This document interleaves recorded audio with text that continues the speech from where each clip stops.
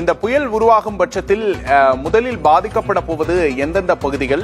இது இந்த குறைந்த காற்றழுத்த தாழ்வு பகுதி எங்க இருக்கு அப்படின்னு பார்க்கும்போது இது தென்கிழக்கு வங்கக்கடல்ல அந்த பகுதியில சுத்திட்டு இருக்கக்கூடிய மேலடுக்கு சுழற்சியா இருந்தது 2 நாள் முன்னாடி.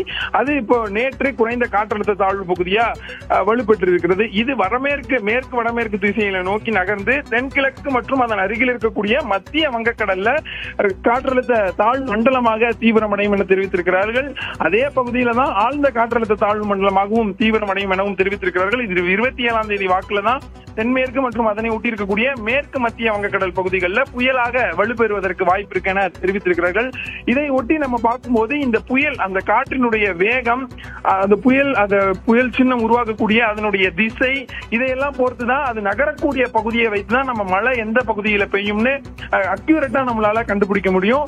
இப்போ வரையும் வானிலை ஆய்வு மையம் தமிழ்நாட்டிற்கு அடுத்த 6 நாட்களுக்கு தொடர்ச்சியாக கனமழை, குறிப்பாக வட தமிழக பகுதி என்று சொல்லக்கூடிய சென்னை, செங்கல்பட்டு, காஞ்சிபுரம், திருவள்ளூர், விழுப்புரம், வேலூர் இந்த பகுதிகளில் கனமழையை எதிர்பார்க்கலாம் என வானிலை ஆய்வு மையம் மஞ்சள் நிற எச்சரிக்கையை கொடுத்திருக்காங்க. இப்போ புயல் சின்னம் உருவாக போகுது அப்படிங்கிற ஒரு அறிவிப்பை கொடுத்திருக்கிறதுனால தொடர்ந்து கடலோர மாவட்டங்கள்லயும் வட தமிழக பகுதிகளிலையும் புதுச்சேரி, காரைக்கால்லையும் நம்ம கனமுதல் மிக கனமழையும் ஒரு சில நாட்கள்ல அதி கனமழையுமே எதிர்பார்க்கலாம். விக்னேஷ். Download ShareChat.